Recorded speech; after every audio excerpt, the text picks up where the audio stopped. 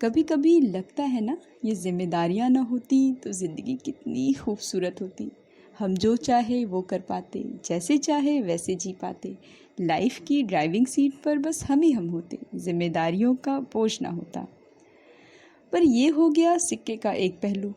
अब आते हैं सिक्के के दूसरे पहलू पर। ज़रा सोचिए कि आपके पास कोई ज़िम्मेदारी ना हो, ना ऑफिस जाना हो, ना अपने व्यवसाय को संभालना हो, ना बच्चे की कोई ज़िम्मेदारी, ना घर का कोई काम, मतलब कुछ भी नहीं करने को। बस सुबह से शाम तक बस आराम ही आराम। कैसा होगा वो जीवन आपका? 1-2 दिन तक तो ये लाइफ बहुत अच्छी लगती है, पर क्या पूरा जीवन आप ऐसे जीने के लिए तैयार हो? नहीं, हम में से कोई भी नहीं तैयार होगा अपना पूरा जीवन ऐसे जीने के लिए। जिम्मेदारियाँ वो गुरु होती हैं जो हमें बहुत कुछ सिखाती हैं। जिम्मेदारियाँ हमें भटकने नहीं देती, गलत रास्ते पर जाने नहीं देती। जिम्मेदारियाँ पूरी करते करते हम थक तो जाते हैं, पर लड़ना नहीं छोड़ते। जिम्मेदारियाँ हमें परिस्थितियों से लड़ना भी खूब सिखा देती हैं। जिम्मेदारियों का रास्ता कठिन तो होता है, पर खूबसूरत भी बहुत होता है। पर हम में से बहुत कम ही लोग अपनी जिम्मेदारियों को खूबसूरती से निभा पाते हैं।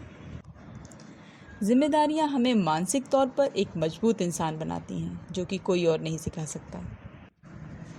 कभी कभी हमारा अस्वस्थ हो जाना, कभी फाइनेंशियल प्रॉब्लम, कभी नौकरी का चले जाना, जीवन के ऐसे ढेर सारे ऊहापोह, इन सब परिस्थितियों पर हम जीत भी हासिल कर ले जाते हैं। पता है क्यों? सिर्फ अपने बच्चों और अपने परिवार की जिम्मेदारियों की वजह से। जिम्मेदारियां हमें बैलेंस में रखने में भी बहुत सहायक होती हैं।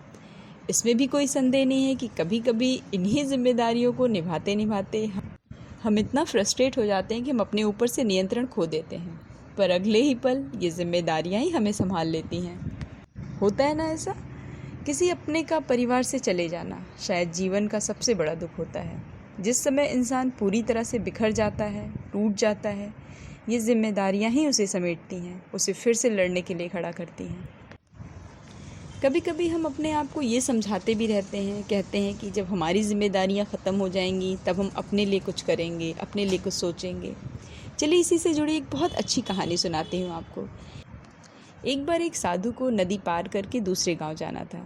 तभी वहाँ पर उनका शिष्य आया और पूछा, सुबह से ही आप यहीं पर बैठे हो, आप नदी पार करके दूसरे गांव नहीं गए?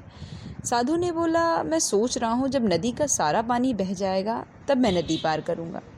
शिष्य ने कहा, ऐसा भी कहीं होता है? नदी का पूरा पानी कैसे बह जाएगा? नदी तो बहती रहती है।